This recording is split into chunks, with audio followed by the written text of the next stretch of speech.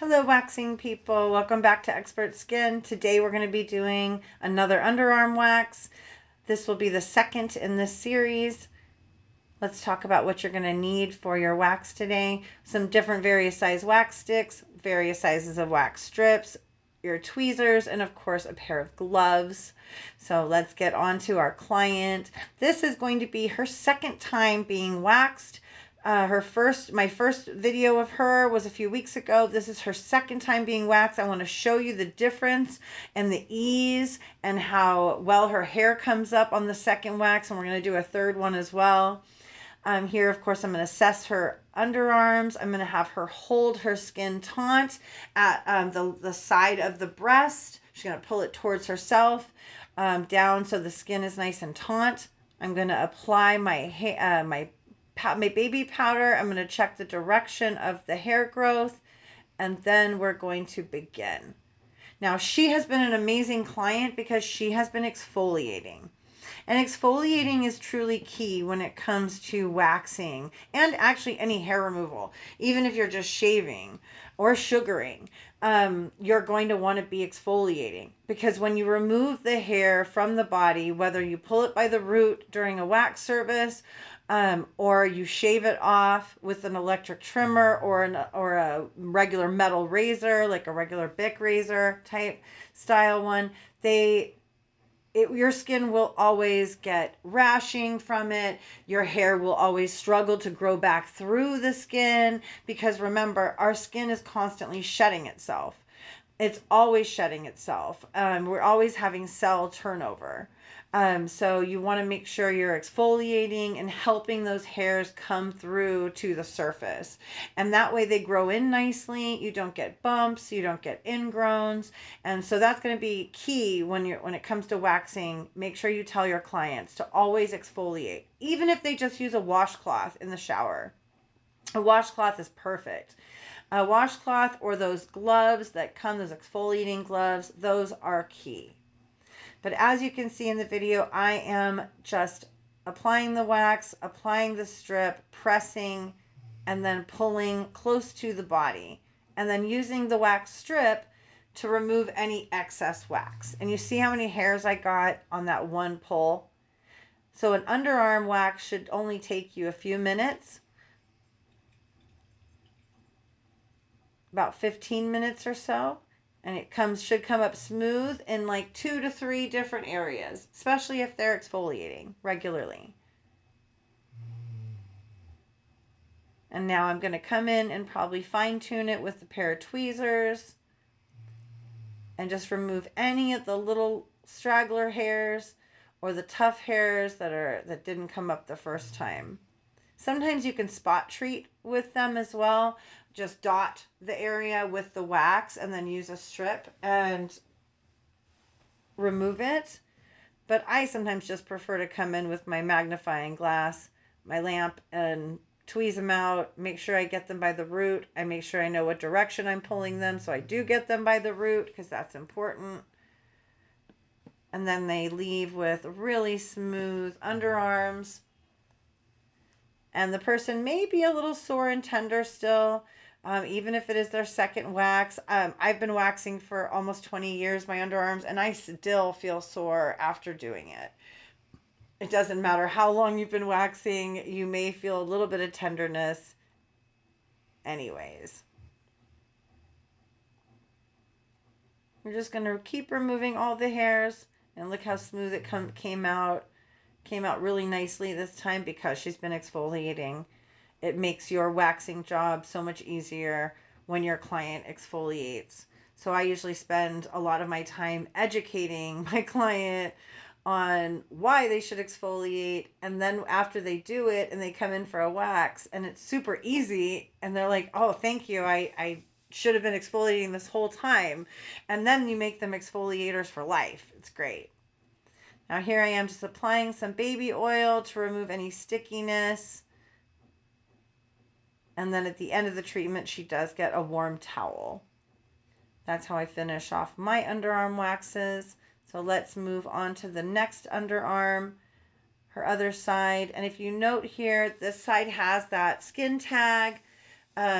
her hair also grows in a totally different pattern than her underarm, her other side, her other underarm. So you always want to make sure and don't assume that just the the other underarm is going to be exactly the same, because it's not going to be. And I'm going to use her skin tag as a marker.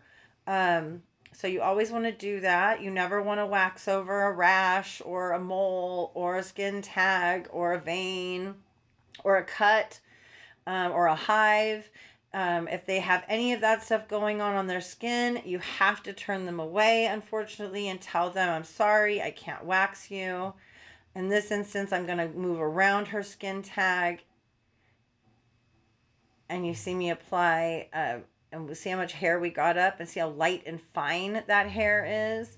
That's the beauty of waxing. When you remove that hair and pull it out by the root, it has to grow back in, and it grows back in thinner and finer each and every time you wax. So you notice her hair grows completely different than her other underarm. And I'm still going to kind of use that skin tag as a barrier and keep waxing around it. And you want to make sure you apply that wax strip and keep that skin taut by holding below it. The taunter the skin, the better the pull, the less pain it is for the client, and the better the hair is going to come up when you have a nice taut pull to the skin. Now we're just going to come in and fine tune the area around the skin tag mole. And now I'm going to just remove in small sections. I do like to do small sections when it comes to like my bikini, my Brazilian, and the underarm, because those are areas that it's painful to wax. It can be. There's a lot of nerve endings and lymph nodes in these areas, so you want to be mindful of that. And sometimes doing a small section at a time makes it easier and more bearable for the client. You want the waxing service to be enjoyable for the client. That way they don't hate coming to see you, right? So I will do it in small sections, and I try to keep my tweezing on the underarm to a minimum, because, and that's why I tell them to exfoliate, and I'll come in and just spot treat with the wax, because tweezing in the underarm is uncomfortable, and a lot of clients don't really care for that either. They can handle one or two pulls to it, but you don't want to do too much with the tweezer unless the client's okay with it. So you're going to see me just coming in and removing all the little tiny hairs that I didn't get the first time, and making her underarms nice and smooth.